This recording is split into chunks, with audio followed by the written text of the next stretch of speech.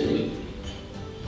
The Birmingham Business Hall of Fame seeks to recognize business leaders who have dreamed big and made those dreams come alive. And tonight, we honor the 2019 class of inductees. We are proud to add tonight's honorees to the ranks of over 110 Birmingham business leaders who have made Birmingham a better place. Thank you all for your contributions to our great city. I also want to take this moment to thank Kiwanis members Lee Davis and Terry Smiley, who co-chaired the Hall of Fame committee, which puts on this event each year, and all of their committee members, as well as Kiwanis staff, Gail Vaughn, Darcy Flowden, and Janet Berg. Great job, team.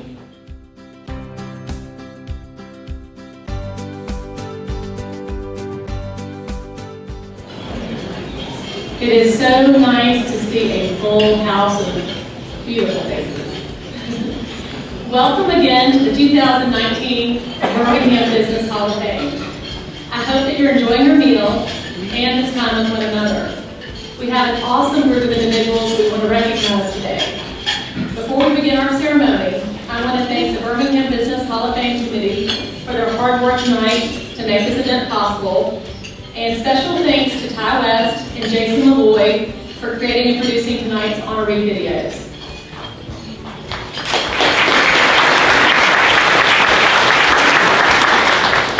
And good evening, everyone. I'm Terry Smiley. As Scott mentioned, the Birmingham Business Hall of Fame boasts over 110 esteemed honorees. We are honored to have several of them with us tonight.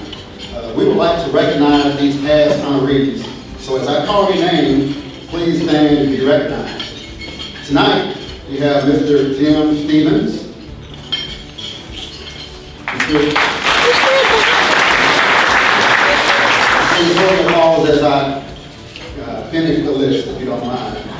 Dr. Darrell Crow, Mr. Jim Waitsman, Ms. Susan Matlock, Mr. Michael Calvert, Mr. Don Logan, Mr. Hatton Smith, Mr. Drayton Neighbors, Mr. Lee Steisinger Jr., and Mr. Richard Anthony. Let's give them a round of applause.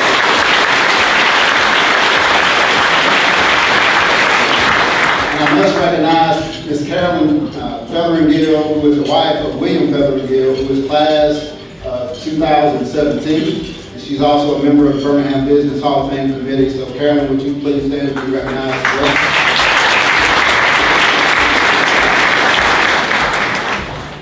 We would also be remiss if we did not take a moment of silence in memory of 2002 honoree and fellow Kiwanis, Frank Bromberg Jr., who passed away this June. Let's take a moment of silence.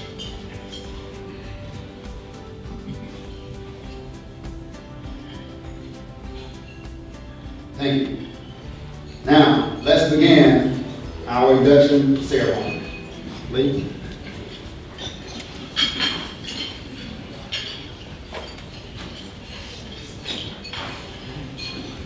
J.B. and Charles Schilleci were a dynamic duo of brothers who led Supreme Beverage Company, a beer and non-alcoholic beverage distribution company to unprecedented growth during their tenure.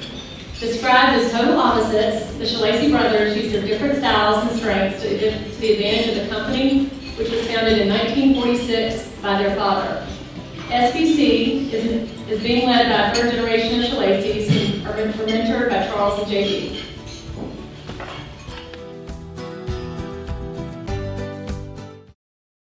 Charles Schilleci and J.B. Schilleci, Supreme Beverage Company. In many ways, Charles and J.B. Schilleci were as different as night and day. But despite their many differences, the brothers proved to be an excellent team that took Supreme Beverage Company to greater and greater heights over careers that spanned decades. It was just a match kind of made in heaven. It's really quite a story to understand what those boys have been able to do. The brothers grew up in Birmingham, where their father, J.B. Schilleci Sr., had started what became Supreme Beverage Company back in the 1940s. The brothers both attended John Carroll Catholic School, but their paths diverged in college. J.B. went to the University of Alabama, while Charles went to Auburn, where he developed a lifelong passion for his beloved Tigers. Well, you couldn't be the head football coach and athletic director in Auburn without meeting Charles pretty quick. When I met him, his personality was contagious, and we just became friends immediately.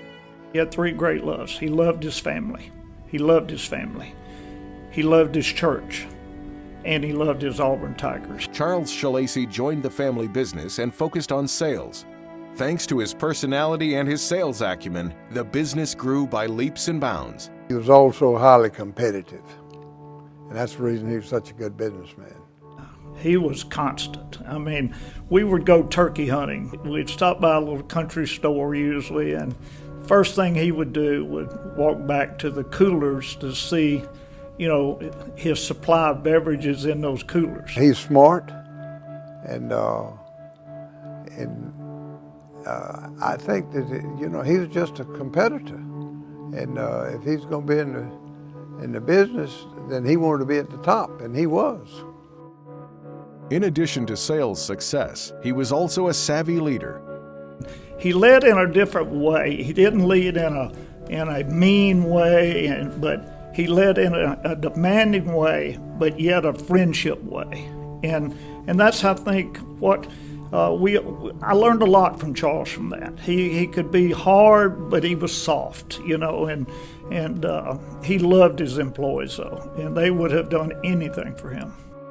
After graduating college and serving in the military, J.B. Schilleci started his career in the financial world. After J.B. started with Stern AG, he got a call from a friend, and his friend said, "J.B., I want to buy 100 shares of Pasquale stock at $1 a share." J.B. was so excited, he put in the transaction, but the transaction was for 1,000 shares. And he called his friend back and told him what he had done. And his friend said, "J.B., I only want 100 shares. And J.B., not wanting Stern AG to know that he had messed up his first transaction, went to the bank, borrowed money to buy the other 900 shares. And years later, when Pasquale's went public, J.B.'s stock was worth $135,000. And that was the start of the legend of J.B. Schilleci. He spent 10 years at Stern AG and Leach before joining Supreme Beverage. His father told him, he said, "Son, we're about to possibly have something big happen to our company." And he said, "Miller has notified us that if we're not willing to commit the capital that we need to triple our business over the next 2 or 3 years, then there's a chance we lose the franchise." And so it didn't take J.B. very long to make that decision that he would join his dad and his brother Charles, and kind of the rest is history. In my opinion, I think J.B. had a unique business quality that's very rare in individuals. When he decided to commit himself to something or invest in something, he had the patience and tenacity to see it through. The differences between the brothers proved to be a recipe for success for Supreme Beverage, as the company grew steadily its territory and its revenue under their leadership. After Supreme Beverage got the rights to market and distribute the Miller Beer brand, J.B. was able to come with a company. And from that day forward, Charlie and J.B. grew and expanded that distributorship to include over 40 suppliers, serving not just Birmingham, but the entire North Alabama market. Somehow, some way, they made it work. What else can I say? They were two completely different individuals, and it was fun to watch them interface together. But they had a brotherly style about them, and it certainly seemed to work. The brothers both displayed a lifelong passion for the family business. But once they got that Miller Beer franchise, they were loyal to it to the core. In fact, if J.B. went to a party at someone's house, the first thing he did was go to the refrigerator to see what kind of beer was in the refrigerator. And if his product wasn't there, he wouldn't say a word. He would leave, go to the store, buy a case, bring it back, and put it in the cooler. Charles and J.B. Schilleci also groomed the next wave of leaders for the company, which is now in its third generation. I mean, I would venture to say, if you ask Michael, that he still uses some of the things that he learned from his dad from the first day he came on the job. During their careers in Birmingham, Charles and J.B. Schilleci left an indelible impression and some tremendous stories. I would say that Charles Schilleci, in his business and his love and passion for Auburn, every time I ever met him, every time I ever saw him, it was memorable. We were also part owners of the United States Football League Birmingham Stallions, along with Charlie. In fact, I would say that we're probably the only 3 people in the United States Football League venture that made money, because Charlie and JB had the beer concessions and I had the advertising account. Golly, everybody loved Charles at Auburn. I mean, you know, he could walk down the hallway and it was like walking with a rock star. In a lot of ways, when I look at it and I match him up with somebody, you match him up with Charles Barkley. You know, Charles Barkley, he'll speak to anybody, sign anything, put his hands on your shoulder. Hey, bud, how you doing? That was Charles. Charles never met a stranger. JB was just one of those guys that everybody seemed to like, except the Budweiser folks. I would call Charles one of our elite alumni. Just a good, solid man, and nobody could ever say that he wasn't as strong an Auburn man that's ever lived. Family, business, whatever he touched, he was going to make an impression, and he was going to do the right thing, and there's a big void when Charles passed. If I were in a foxhole, I would want JB right in there with me. We will always remember Charles as a life of the party. I mean, he was a laughter every minute, and a lot of people have learned a lot of things from Charles, but I guarantee you those kids have learned more than all of us.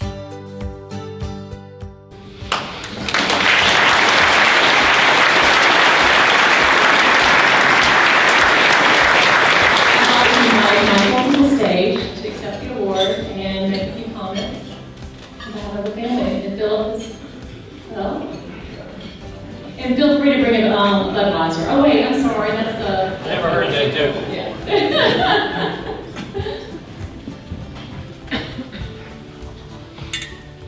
All right, Lee, thank you so much.